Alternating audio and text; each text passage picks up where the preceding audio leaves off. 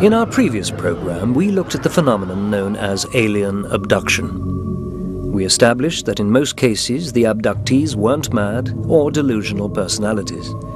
They genuinely believed that they were at the center of some kind of cosmic kidnapping. I didn't remember everything about the experience, but I did remember being in a round room that had very bright, intense light, and I was lying on a flat platform on my back, and I remembered aliens standing all around me performing medical experiments on me. They had solid black eyes, 2 little holes for a nose. They didn't have any hair, they didn't have any ears, but it was like I was paralyzed. I couldn't just get up and move around. It seemed very real, just as real as my being here, conscious, talking right now, but it was very difficult for me to accept the reality of it. I tried to explain it away as a dream. I said to myself, you know, how could aliens get into my house? All of the doors and windows were locked, but it seemed so real.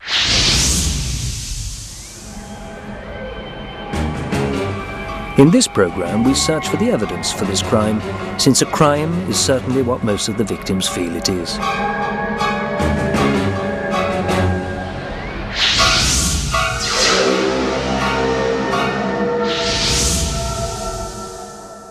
The foremost researcher into this phenomenon in Britain is Nick Pope. Formerly on the UFO desk at the Ministry of Defence, he has written a book on the subject of abductions. It was my research into UFOs that led me logically into looking at alien abductions. When I began to become a little bit more open than some of my predecessors at the department, people felt able to come to me with their stories. And when it became known that I was giving people a sympathetic hearing about their UFO encounters, I began then to get accounts of alien abductions. Psychologist Dr. Chris French voices what is the rallying call for the skeptics in this debate. The thing that would convince me that alien abductions really do occur is some kind of solid physical evidence. We're often promised this by the UFO investigators. They often claim that they have such proof in their possession, and yet mysteriously it never seems to get from them to some kind of academically respectable institute that could do the proper analysis to establish that yes, this really is something of extraterrestrial origin. Dr. David Pritchard, a physicist at the world-renowned MIT, has investigated some of the claims made for alleged physical evidence.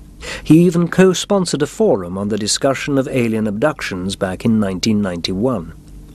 I've actually thought a lot about the question of what would be convincing physical evidence. And my conclusion, my bottom line is, it ought to have out-of-this-world performance. It's very, very hard to make an inference because this thing looks crazy or it's structurally unusual. It's not something like you're going to find on Earth. We just don't know everything you're going to find on Earth, particularly when you're talking about very small objects. So an example would be a flying saucer that you could fly back and forth between the New York Times and the London Times in 5 minutes and then come back again. I think those newspapers would publish this as fact. It doesn't have to be a flying saucer. It could be just a piece of string that's 10 times stronger than Kevlar. Now, we don't have any technology that can make string 10 times stronger than Kevlar, and that would be a strong evidence that the aliens were here and that they had out-of-this-world technology. One who believes that he has in his possession evidence of alien technology is former US Army and CIA operative Darrell Sims. He calls himself the Alien Hunter. The name came to me from a lady who interviewed me. She gave me this name because she says basically you're here and your work seems to be centered around physical evidence and finding evidence of these beings, finding evidence that the events are actually occurring, finding out exactly what's happening, and actually hunting the being down and catching him. I said, lady, that's about as close as you can get.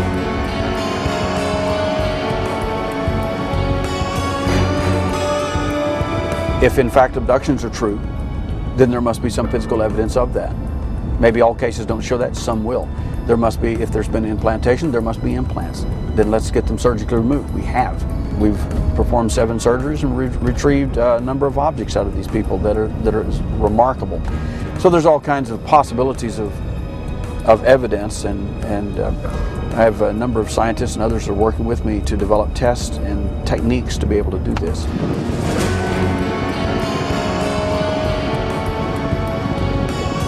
Daryl, though, was reticent about showing his implants on camera, and he wasn't receptive to having them independently analysed.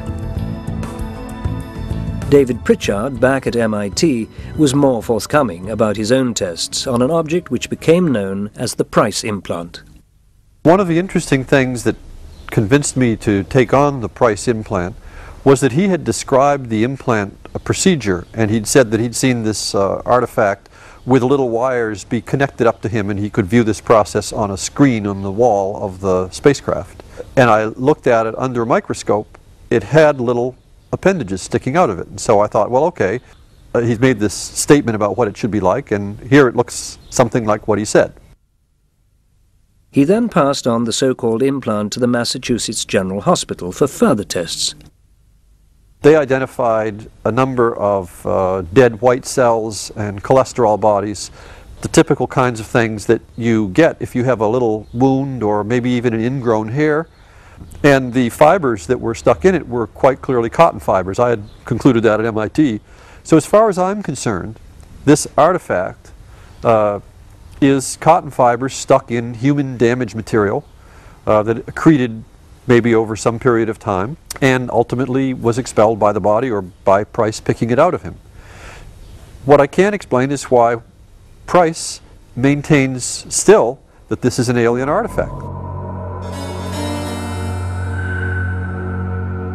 Dr. Susan Blackmore arrived at a similar conclusion after her own analysis of an implant. The most interesting investigations that I've ever been able to do was when a young man called James Basil turned up at my lab and said that he had an implant that the aliens had put into the roof of his mouth. And he showed me this thing. It was a small metallic looking object a few millimeters across. We were able to do an analysis of the chemical constituents of this object, and we found that it was 50% mercury and the rest was silver and tin. And it's a dead giveaway, it was a filling. The more carefully that I look at any given alleged alien artifact, in general, the more certain I become that it has quite a prosaic origin. Daryl Sims, nevertheless, remains undeterred by these conclusions. His hunt for definitive physical evidence continues. My interest is to acquire physical evidence, and what the world wants to do with it, what scientists want to do with it, or how they want to massage that or play with it or debunk it or call it whatever they want. That's fine, that's their business, but that's not what I'm about. I won't quit until I catch that sucker.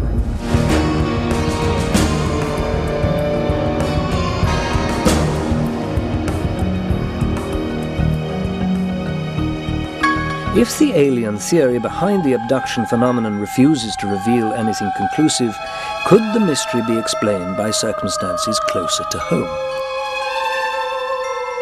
The more I hear about abduction stories, particularly the ones that happen in bed at night when people are asleep, the more I can see the similarities between that and what's called sleep paralysis. Something like 20% of the population report experiencing this at least once in their lives, and lots of people experience it on a regular basis. When you're dreaming, you have to be paralysed. But normally that wears off long before you ever wake up, so you don't know anything about it. The muscles of the body, we know that they are paralysed when you're dreaming, presumably to prevent you from acting out the actual movements of the dream. But sometimes the mechanism goes wrong so that you wake up and you're still paralysed. And this paralysis is very often associated with buzzing and humming noises, feelings of floating or flying or being dragged away, creepy crawly skin sensations as though something's running up and down your skin, and overwhelming all of that, a sense of presence, the feeling that there's somebody there in the room with you, even though you can't usually see anything. I think a lot of alien abduction accounts are in fact elaborations of sleep paralysis. Dr. John Mack, a psychiatrist at Harvard Medical School and a firm believer in the presence of an alien hand at work here, does not agree with the sleep paralysis theory. The problem with that is, number one, most of the people are not asleep when this is happening.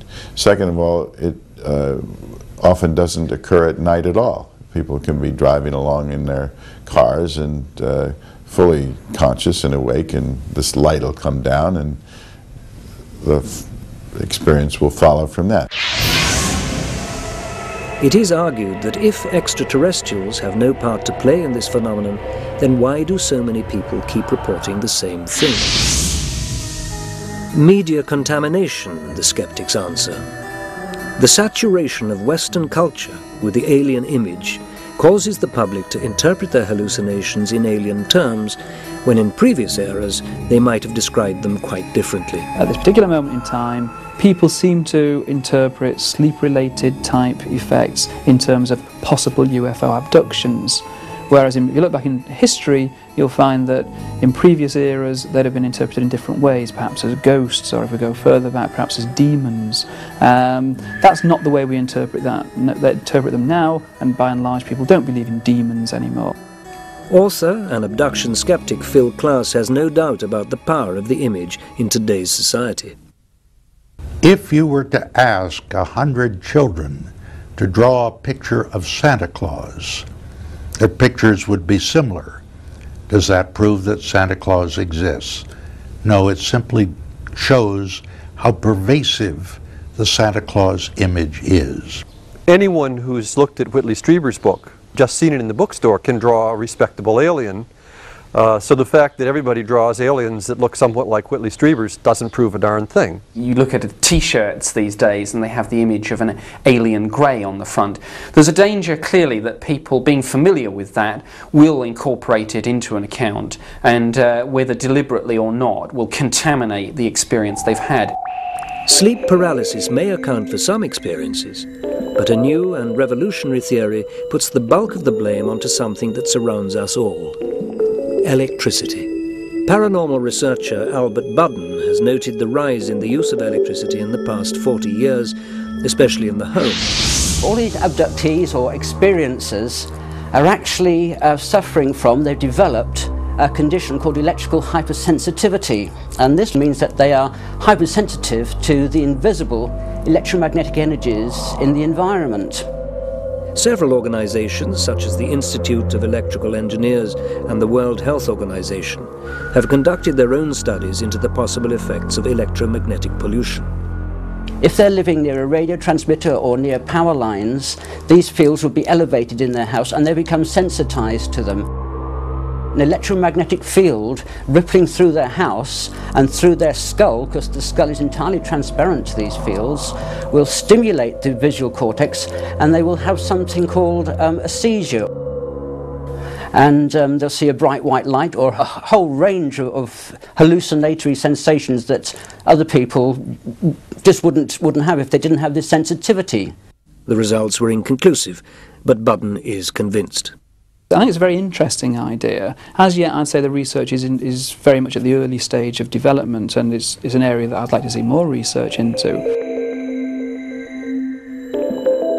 Abductions investigator Bud Hopkins is, however, scornful of Budden's idea. Any explanation has to cover the data. You can't just chop away from the data and say, well, I don't like the ones where the object is seen by numerous witnesses all over the place, hovering over the house where the abduction took place, and where the tree branches are snapped off. I don't want to deal with those cases. I just want to take an individual who has funny tingling, and I will explain that as a neurological thing. He may be right, he may be able to explain that, but that doesn't do any good in terms of the abduction phenomenon. Many investigators argue that such a theory cannot account for mass abductions or missing time episodes experienced by several people at the same time.